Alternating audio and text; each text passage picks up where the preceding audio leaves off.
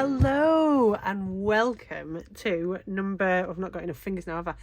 11 of our Moho textured square crochet along. So this is the penultimate month. We're getting emotional. It's November. Our chunky jumpers are out. We're wearing some thick socks. We've had the heating on for bloody months now. And we're drinking our lovely warm frothy drinks. So this one is all about a nice hot chocolate. So we have the colour of chocolate. It's actually called mocha, is this shade that I'm using. So we've got mocha, and then we've got this lovely sort of textured pattern that gives you a real sort of like frothy, bubbly effect. I think it's lovely. So this is to remind us of drinking on those nice tasty hot chocolates on a chilly day. Maybe you've been skiing and this is your après ski, who knows. I'm in Chorley, so there's not much skiing around here. Right, so let's see what we need. Okay, here's what you're going to need. So we have our pattern, lovely. We've got our yarn, so this is our mocha yarn, lovely, our frothy hot chocolate, remember. We're going to be using a 6mm hook, the same as you did square one on. So this is a half trebles pattern, stitch pattern, so it's not too tight or anything, so we can just go with our normal hook size. We have got a stitch marker because we're dealing with half trebles, so we know we're going to be using this little bad boy, but you might even need two. And we have got our yarn needle and some snips. Okay then, let's get going. All right, so first instruction is to chain 22 or any number desired to achieve a bigger piece. So we start with our slip knot as normal, and we pop that on our hook. Lovely. So I'm going to chain 22. 1, 2, 3, 4, 5, 6, 7, 8, 9, 10, 11, 12, 13, 14, 15, 16, 17, 18, 19, 20, 21, 22. Right, let's do a quick count, because remember, if it's wrong now, it's going to be always wrong. 1, 2, 3, 4, 5, 6, 7, 8, 9, 10, 11, 12, 13, 14, 15, 16, 17, 18, 19, 20, 21, 22. Lovely. Right, so this is all going to be half trebles. It's just going to be where we work them that differs. So let's have a little zoom in.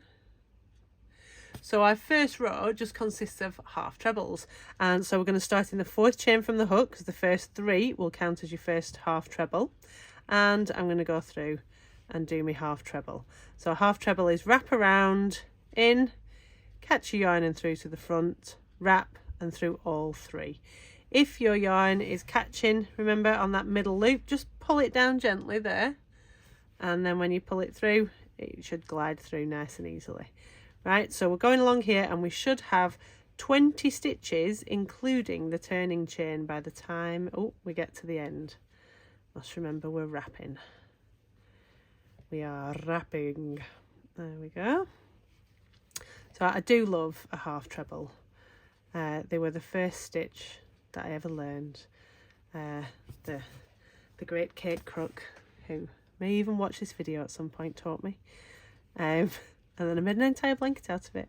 So I do have a bit of an affinity with the half treble. Let's get that out of the way there. And so we're coming along the end, and so we should have, we want an even number of stitches, because this is going to work in a sort of alternation pattern. Right, so we get to the end, 2 left to do, 1 and 2. And then I'm just going to do a quick count. So we've got 1, 2, 3, 4, 5, 6, 7, 8, 9, 10, 11, 12, 13, 14, 15, 16, 17, 18, 19, 20. Beautiful. All right. So we've got our 20 stitches. Right. So we're on to row 3. So we've got the instruction of chain 2, and this counts as your first stitch. So if I were you, I would do your 2 chains, and then I would put a stitch marker in the top of that chain just after the hook there, that second chain that you made, because that's going to count as your last stitch, and it's very easy to miss it with half trebles because we know they're cheeky, aren't we? So we turn around then, flirt that out of the way. So what we want to do now, so it says chain 2, and that counts as your first stitch. So we're going to be starting not in there, because that one's going to count as that one in here. And it wants us to do a back loop only half treble crochet. Heck, there's a lot of words, isn't there? So the stitches worked exactly the same as you would a normal treble crochet. So we wrap our yarn around our hook, but instead of going through the front there, we're going to turn this to face us so we can see our nice row of V's along the top, and I'm going to go in the middle and out underneath the back loop only. We've done some of these before, I think.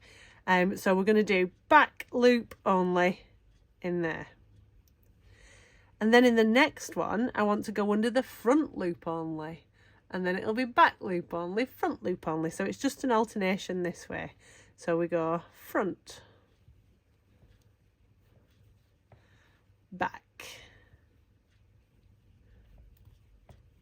front, back. And we do this all the way along, which is what helps create our lovely little bumpy texture. So if you get stuck and you're like, oh, what did I last do? If your bar is there, if you can see the bar at the front, then you went through the back. If you can't, you went through the front and you're going to go through the back. So the last one I did was a back, so I'm on to front and back and front. Oh, that was both front and back and front. Make sure you're only picking up that one when you're doing your front. You're not getting the two of them together, otherwise you won't get your pattern on the other side. And back and front and back. What's next, I wonder? Oh, it's front and then back and then front and back, front and back. We're going to go through, so I'm up to my turning chain now. So what I'm going to do here, I'm going to do just a normal treble crochet through both loops of my half treble crochet through both loops of my turning chain. Right, so let's do a quick count to check we've still got our 20 stitches. 1, 2, 3, 4, 5, 6, 7, 8, 9, 10, 11, 12, 13, 14, 15, 16, 17, 18, 19, 20. I'll do my 2 chain. I will turn around. I'll pop a stitch marker in there, then I know that's my last stitch. And now I'm going to go again. So that those 2 there will sit on top of that one and count as my first stitch. So this one, the last row, I started with a front, with a back loop only. This one, I'm going to start with a front loop only in here. So I'm going front, a back, front, back, front, back, front, and back, front, back, front, and back, front, back. Oh, noisy stitch markers. Front, back, front, back. So whatever you started on, so we started on a front on this row, so I should be ending on a back, and then I do my last normal just half treble through my turning chain there. And whatever was my last stitch, if you forget which row you're up to, whatever your last stitch was, my last stitch was a back, that's going to be my first stitch of my next row. So I pop my stitch marker back in there, turn around. So I finished on a back, so I'm going to start on a back. So that counts as that one there, 1, 2, 3, ignoring all that, and I'm going on to a back. And then a front. So if you prefer to write things down instead of trying to remember what your row finished on, I would just write down FB, FB for each row, then you know what it started on. And then whatever it started on, whatever your previous row started on, your next row starts on the other one. Once you get your eye in, you will be able to spot it. But for the first few rows, it's just easier to write down B and F. So we'll just go along to the end of this row, and then I'm fairly certain you'll have got it by then. It's nice and easy, this one. Didn't want anything too taxing for November. There's a lot to do in November, isn't there? A lot to think about. And as in Christmas, not like, you know, don't know what you'd be thinking about. Think about what you want. And then you'd be thinking about, what on earth am I thinking about?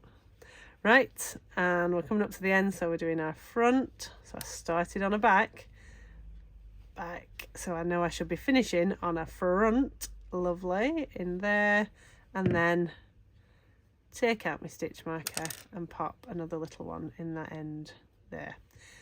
So the key thing with this one, you need to know what you started on, what you finished on, and that you're using your stitch markers. Right, okay, so we will just carry on then. So I finished on a front, so my next row will start on a front. Carry on until you've got your square, and I will see you when you're ready for your border. Okay, so I'm here. I've achieved my square, quite happy with that.